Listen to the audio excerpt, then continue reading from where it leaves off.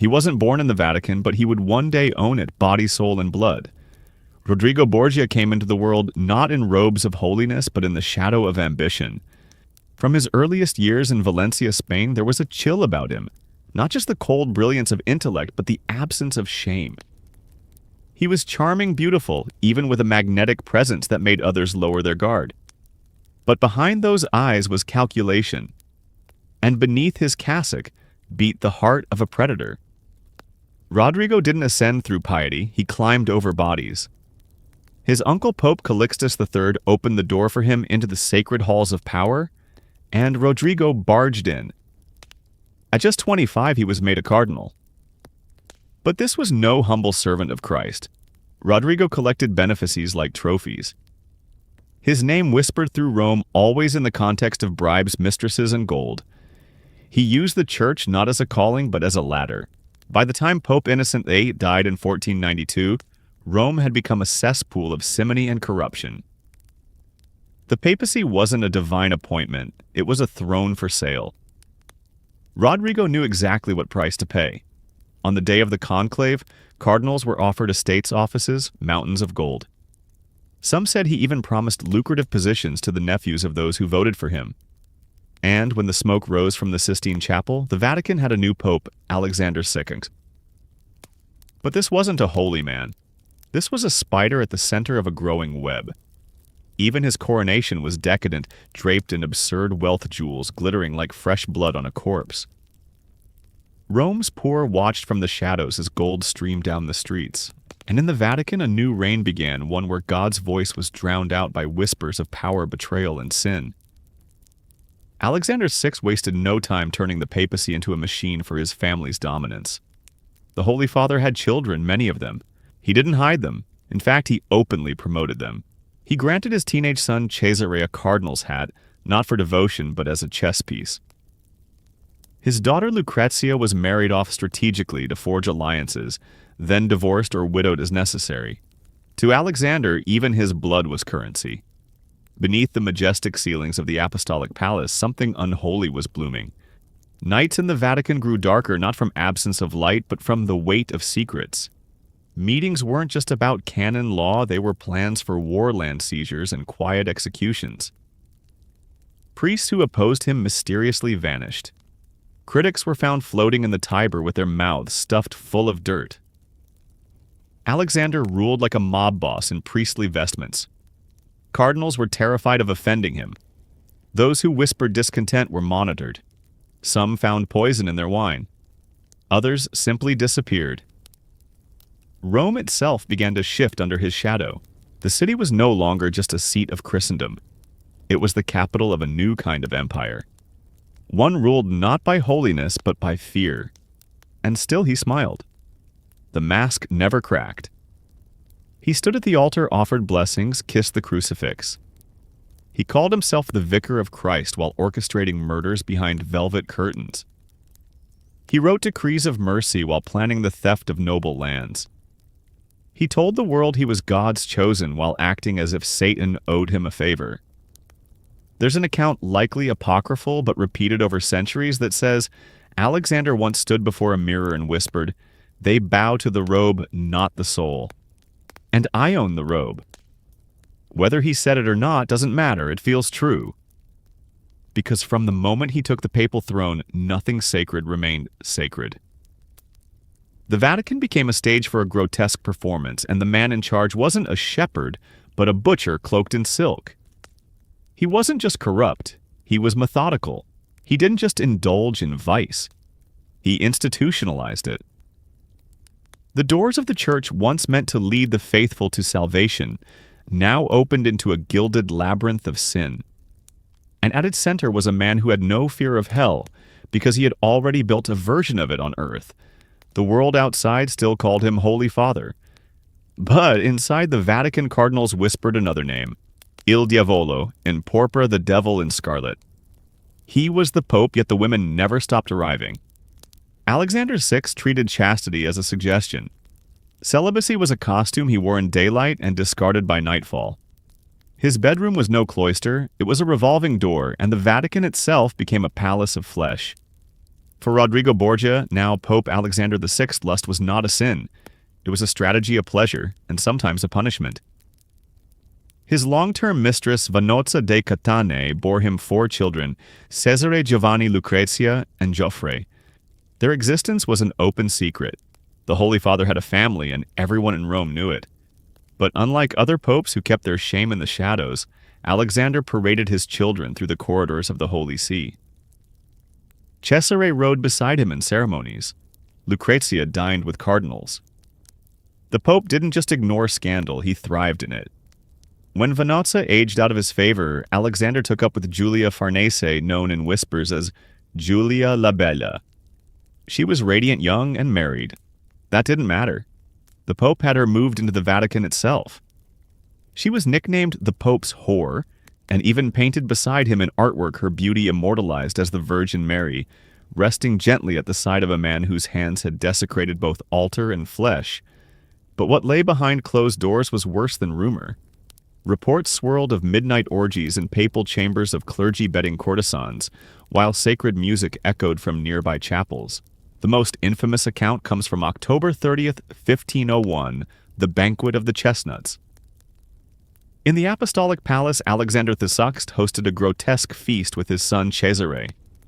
The guest list included high-ranking clergy noblemen and, according to contemporary sources, 50 courtesans, all hand-selected for obedience and beauty. The hall was lit with golden candlelight. The food was lavish, the wine overflowing. But this wasn't just indulgence, it was performance. The women were ordered to crawl naked across the floor, gathering chestnuts tossed by Cesare and his friends, like animals at play. Then came the contest. The women danced, they coupled. They competed for prizes, cloaks, jewels, and gold, offered to those who could perform the most sexual acts. The Pope sat and watched, reportedly cheering and laughing. Some accounts claim he offered his own blessings to the most dedicated participants. The scene was not just depraved, it was ritualistic, a mockery of communion, a blasphemy performed beneath crucifixes. The Vatican became Rome's dirtiest secret, a holy house turned into a palace of vice. Priests carried lovers through hidden corridors, pregnant concubines were quietly dismissed with gold and threats. The line between sacred and profane collapsed under Alexander's reign. The Pope, the moral authority of Christendom, was behaving like Caligula, reborn only with the power of excommunication in one hand and poison in the other. And then there was Lucrezia. Alexander's daughter was praised for her beauty and wit, but her name is wrapped in fog, half myth, half horror. Her marriages were political, each more tragic than the last. Her first husband was Giovanni Sforza. The union was annulled by Alexander himself under the claim of impotence. But the whispers, they were worse. Some said Giovanni fled Rome, not from shame, but from fear of what he'd seen behind Vatican walls. There were rumors, dark, sickening ones, of incest between Lucrezia and her father. Some claimed Alexander doted on her too closely. Others accused Cesare of the same.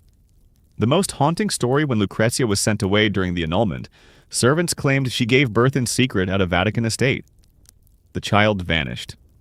No record exists, but a document discovered years later spoke cryptically of the fruit of the Pope's shame. Whether real or not, the tale spread like rot. People began calling her La Donna di Veleno, the woman of poison. Lucrezia was both victim and weapon. Her father used her to secure power, then discarded her husbands when alliances soured. One of them, Alfonso of Aragon, was strangled in his bed after surviving an assassination attempt. The murderer, likely Cesare with Alexander's nod. And Lucrezia. She buried her husband in tears, then married again at the Pope's command. In every direction, morality was rotting. The confessional turned into a joke. Pardons were sold for gold. Prostitutes paid to be absolved while still bruised from papal guess. The word Vatican became synonymous with excess. Rome's citizens began to speak cautiously, as if the walls themselves had ears. Because they did. Spies were everywhere, informants in every chapel, and anyone who questioned the Pope's behavior found themselves in exile or a coffin.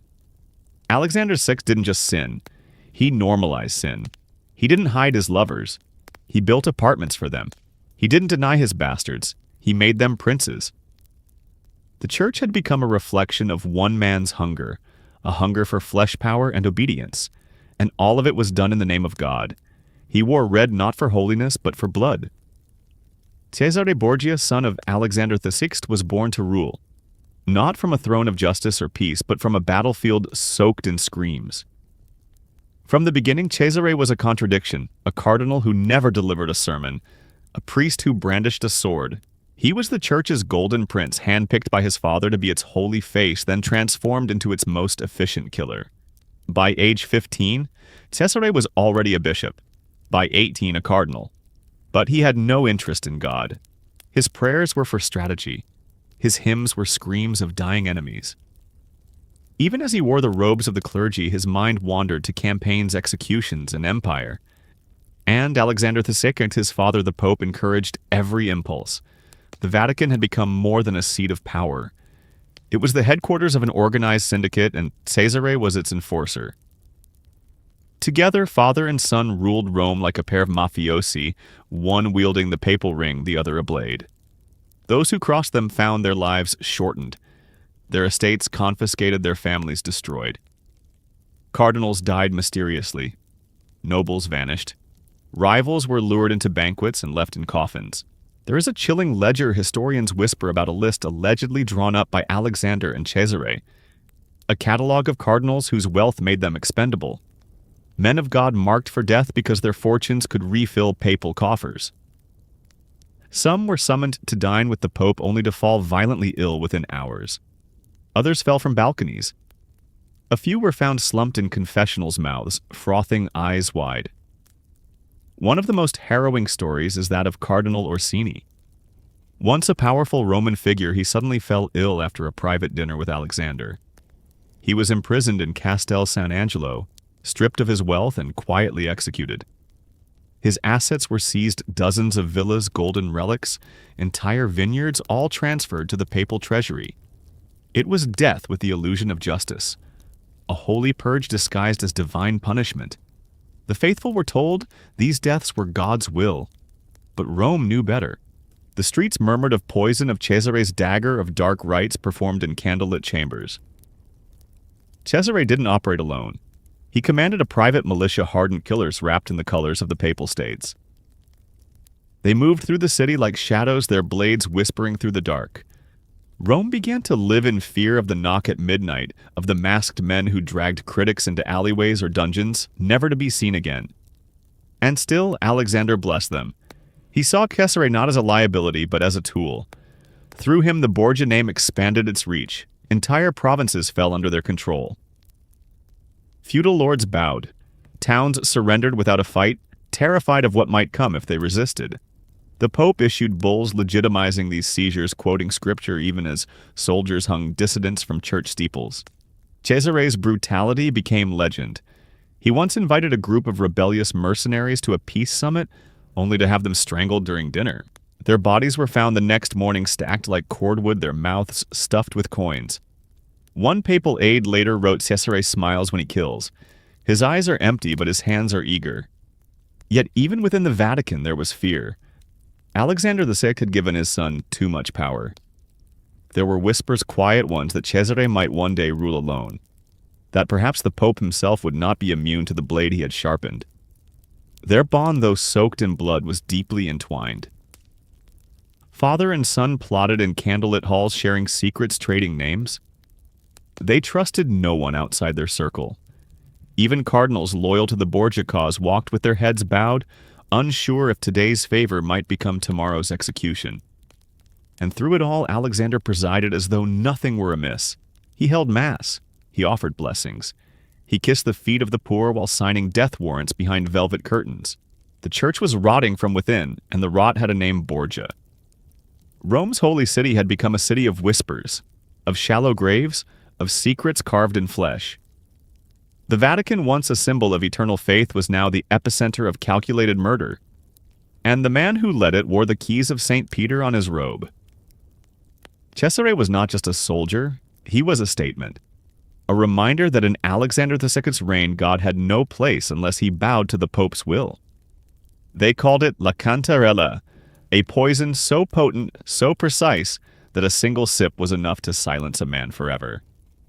To the outside world, Pope Alexander VI was a fatherly figure, aged and wise, offering communion with trembling hands. But behind the altar, those same hands held a vial. Not of holy water, but of death. Murder was no longer reserved for alleys or swords. Under Alexander's reign, it became sacrament. La Cantarella was rumored to be the Borgia's weapon of choice, transparent, tasteless, and deadly. Some said it was a distilled mixture of arsenic and opium refined in the bowels of the Vatican by apothecaries bound to secrecy. Others believed it came from the East, brought by shadowy agents who sold death in liquid form. Wherever it came from, it was used, again and again and again. And no one suspected the Pope. Because who would imagine that the very man blessing your bread and wine had laced them with damnation?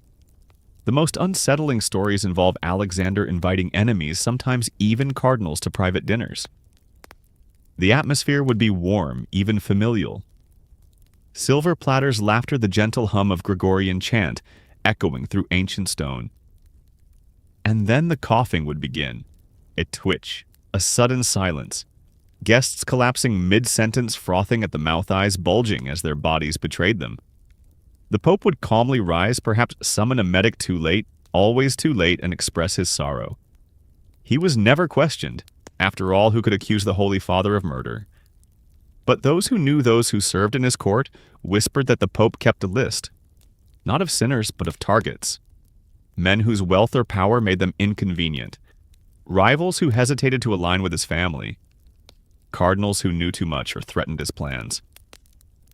The method was always the same: a cordial invitation, a shared meal, and a funeral days later. One tale, almost too chilling to be real, concerns a wealthy nobleman who had accused Cesare Borgia of theft. Alexander invited him to dine at the Vatican.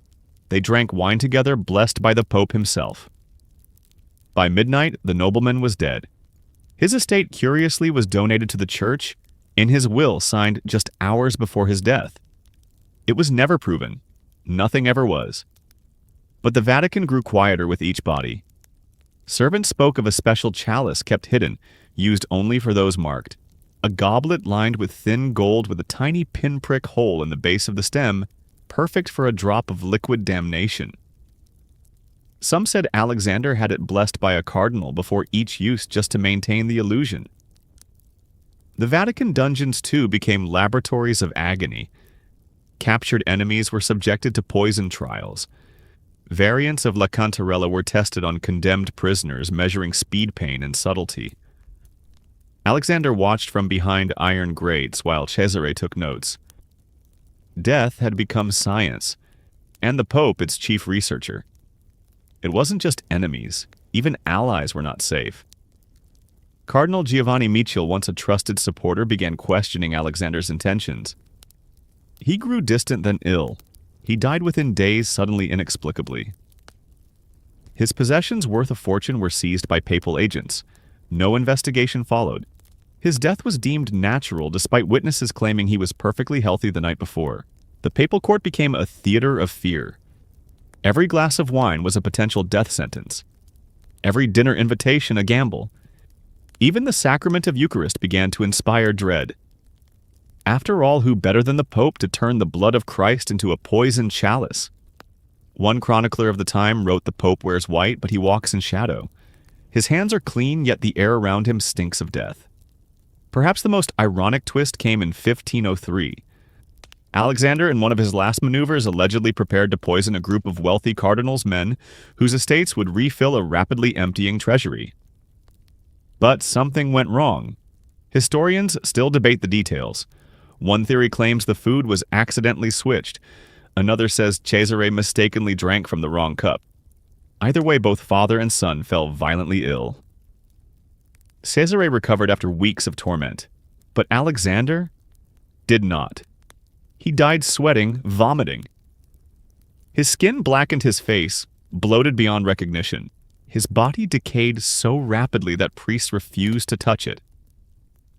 When he was finally buried, his corpse was grotesque, twice its normal size, leaking foul fluids unrecognizable as the man who had once ruled the Vatican.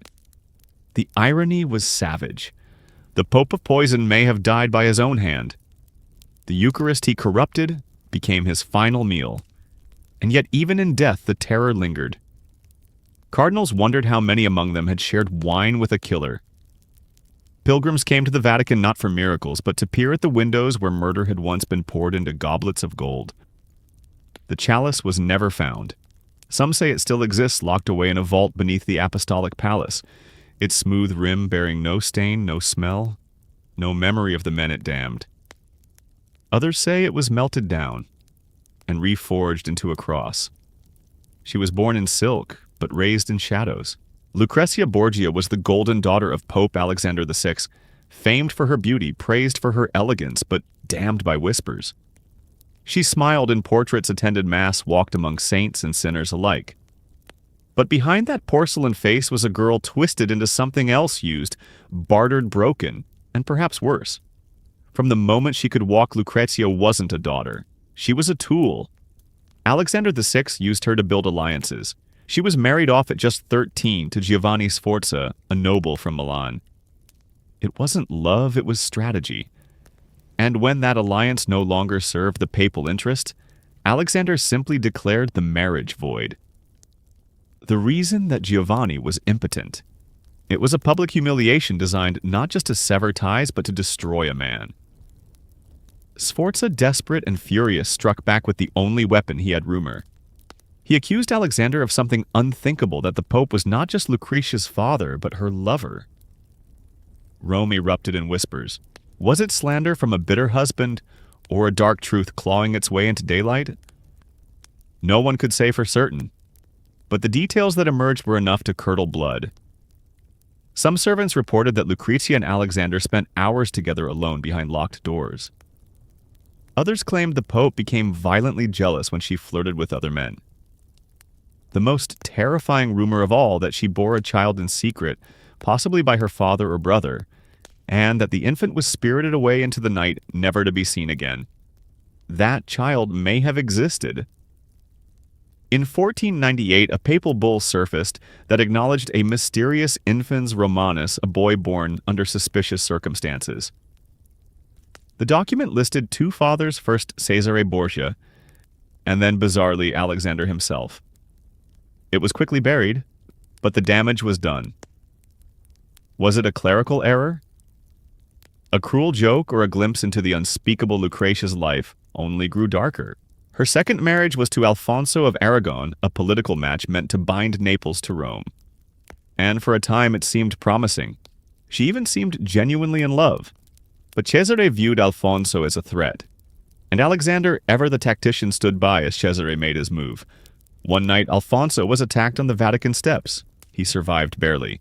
Lucrezia nursed him through the long, agonizing weeks that followed. But healing meant little. Cesare was patient. Then came the final blow.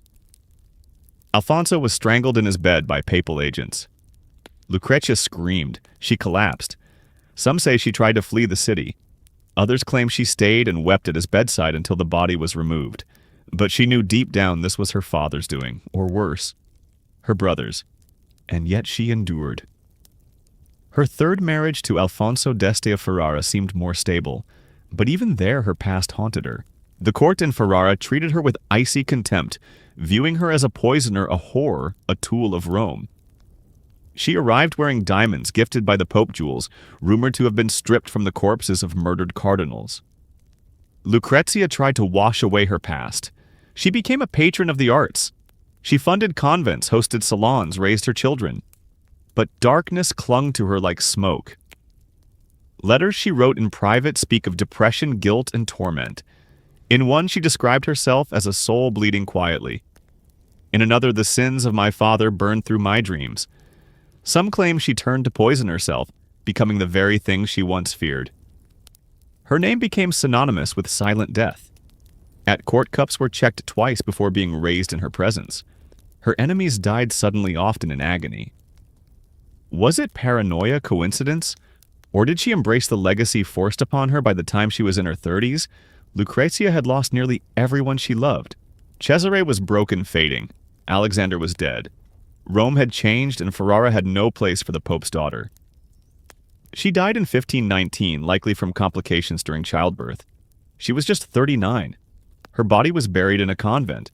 Her grave went unmarked for centuries. No papal honors, no royal procession, just silence. And yet her ghost remains. Lucrezia Borgia has become a symbol of everything that went wrong in the Vatican under her father. Was she a monster, a manipulator, or just a girl caught in the coils of unimaginable power? The truth is likely all three. She lived among predators. She dined beside killers. Her bloodline was poisoned from birth. And through it all, she smiled, because she had no choice. In a world where even God's house was crawling with demons, Lucrezia was the sacrificial lamb dressed in gold, sold in marriage, and remembered not for who she was, but for what she might have done. By the early 1500s, Rome no longer belonged to Christ. It belonged to fear. The eternal city, once the beating heart of Christian virtue, had become a spectacle of corruption. The streets reeked not only from the bodies that sometimes lay rotting in alleyways, but from the stench of hopelessness. Pilgrims arrived expecting miracles and instead found a city in decay. Priests drunk in public squares, corpses dumped in fountains, children begging beside the Vatican gates while the Pope dined on silver plates. The reign of Pope Alexander VI had bled the soul out of Rome. Every office, every sacrament, every holy gesture had a price. Want forgiveness? Pay for it. Want to be bishop of a city you've never even visited? Bring gold. Want to be absolved before committing a crime? There's a fee for that too. Simony, the selling of church positions reached epidemic levels. Parishes were left leaderless while absentee priests partied in Rome on stolen funds. Entire dioceses collapsed. And Alexander VI didn't just allow it, he orchestrated it. He viewed the church as a marketplace. The souls of the faithful were commodities. His own signature could make a sinner into a saint, a murderer into a bishop, a bastard into a cardinal. While the faithful suffered, Alexander fortified his family's empire. He funneled money into Cesare's military campaigns, raising armies under the banner of the Papal States. But these weren't holy crusades. These were blood-soaked land grabs. Towns that resisted were razed, churches looted, monasteries set ablaze. The cross flew beside burning villages, and Alexander blessed every conquest. One of the most chilling symbols of this unholy reign was the Castle of Sant'Angelo. Once a Roman mausoleum, then a fortress, it became a dungeon under Alexander's rule. Those who opposed the Borgia Pope often disappeared into its belly. Some were tortured, some were never seen again. The screams from its walls became part of the city's nightly rhythm. Even inside the Vatican, the air was heavy with dread. Papal guards were replaced with Cesare's private soldiers, mercenaries, loyal not to God but to coin. Cardinals began traveling with bodyguards. Servants were bribed to taste food before it reached their masters. Trust was gone. Paranoia reigned. Meanwhile, Rome's ordinary people lived on the edge of starvation. The Pope taxed them ruthlessly, stripping grain from their tables to fund yet another feast, yet another marriage alliance, yet another golden statue of himself. Famine struck in the late 1490s. Families died in droves. And Alexander responded with celebration. He hosted a festival. Musicians played in the streets. Dancers performed in front of St. Peter's Basilica. While emaciated children collapsed nearby, the Pope laughed beside Giulia Farnese draped in diamonds. But perhaps the darkest chapter was the sale of indulgences. Alexander mastered the art of monetizing guilt. He offered salvation for a price. Committed adultery, murder. Heresy, simply pay, and your soul was clean. The church stopped being a refuge. It became a bank that traded in sin. And the poor those too broke to buy forgiveness were left to rot in fear of damnation. Even relics were for sale. Alexander sold bones supposedly belonging to saint splinters of the true cross and vials of holy blood, many of them obvious fakes. Pilgrims bought them with their last coins, believing they were touching heaven. In truth, they were touching lies. This was not negligence, it was orchestration. Alexander understood the power of belief and how easily it could be twisted. And yet the pageantry never stopped. Grand processions filled the streets. Alexander was carried through Rome on a throne of gold surrounded by incense flowers chanting choirs.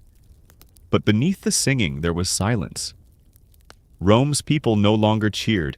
They watched, grim-faced, tired, afraid. The city had become a paradox.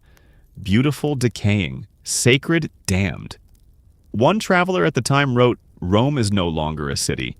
It is a mask worn by hell."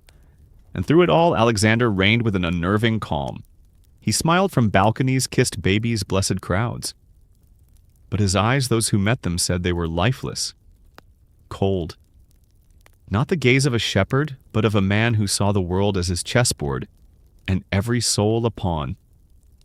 He believed he was untouchable, eternal, that his power, his bloodline, his sins would never come due, but even the darkest night must end.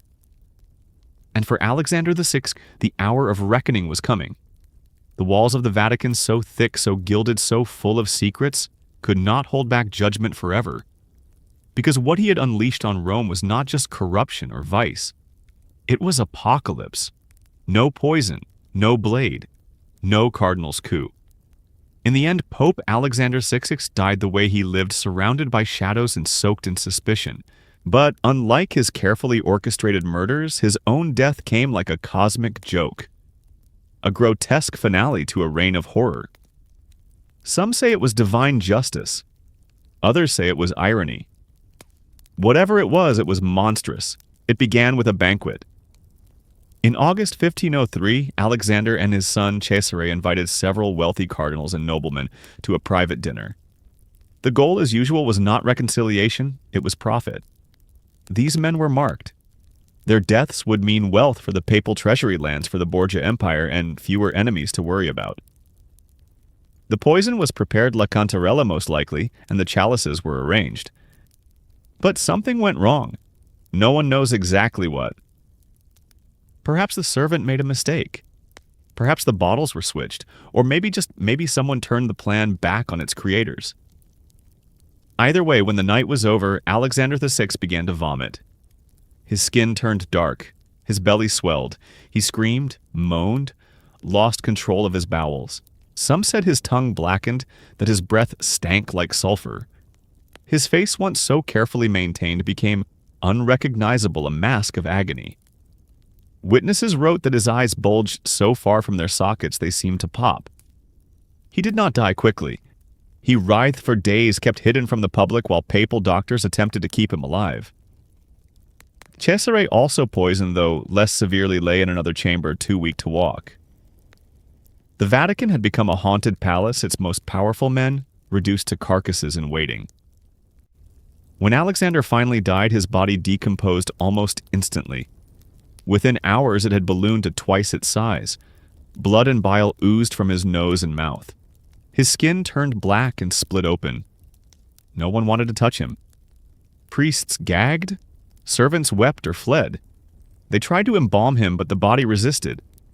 It was said the corpse burst during preparation, spilling foul liquid across the chamber. The stench was so unbearable that the windows of the apostolic palace were flung open. Even then it clung to the air like the reek of rot from hell itself. The ceremonial bier was a mockery. His body wouldn't fit the coffin. They had to press it down with a stick, forcing the bloated flesh into the box. The lid wouldn't close. So they nailed it shut. There was no grand funeral. No procession worthy of a pope. No outpouring of grief.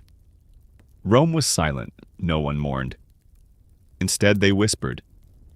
Some said Satan had come for his own. Others claimed God had finally taken revenge.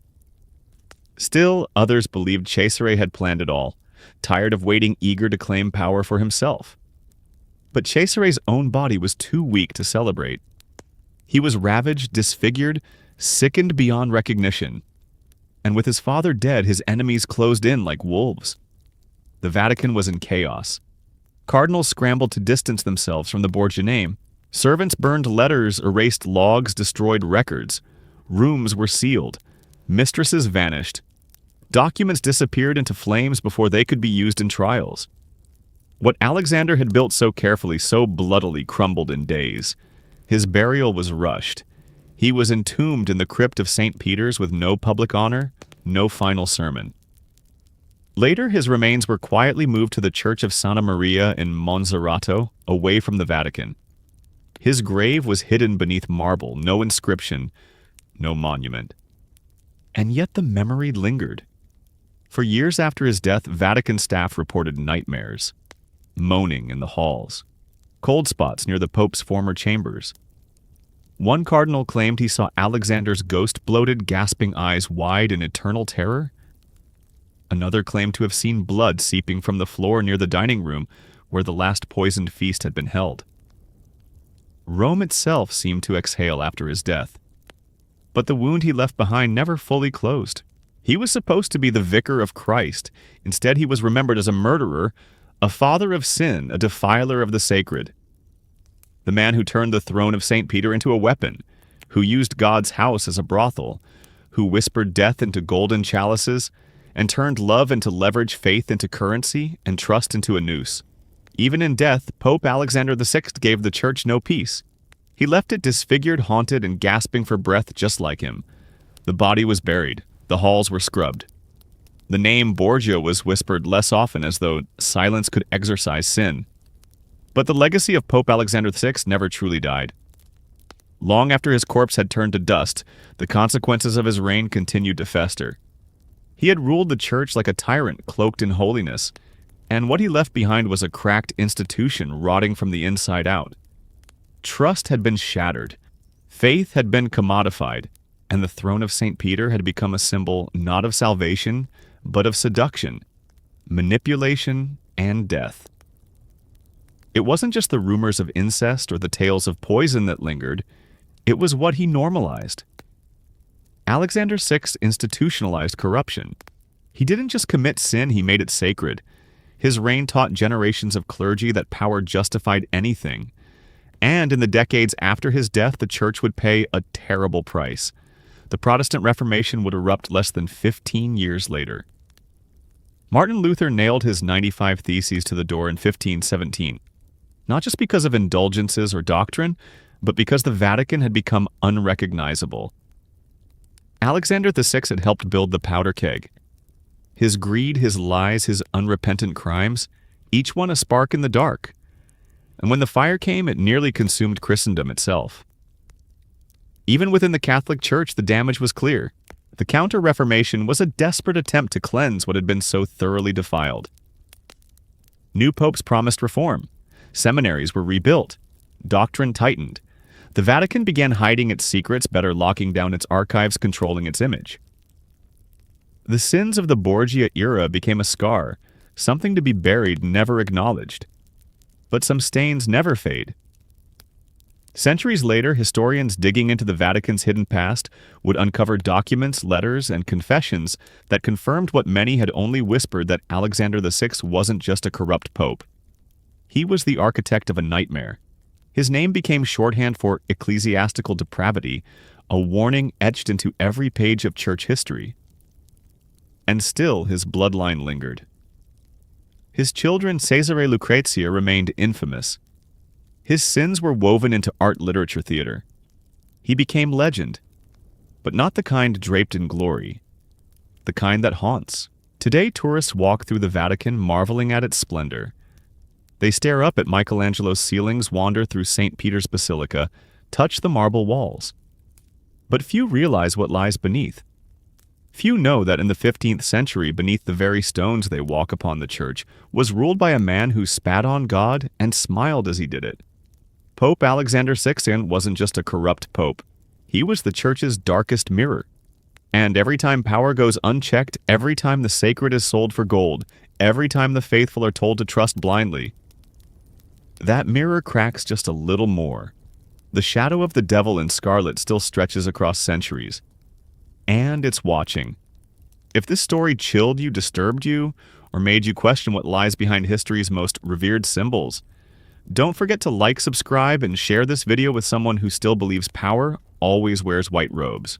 Tell us in the comments, do you think Alexander VI was the most evil pope in history? Or was he just the one who got caught? Thanks for watching. And remember, just because something is sacred doesn't mean it's pure. We'll see you in the next story. Until then, stay curious and stay haunted.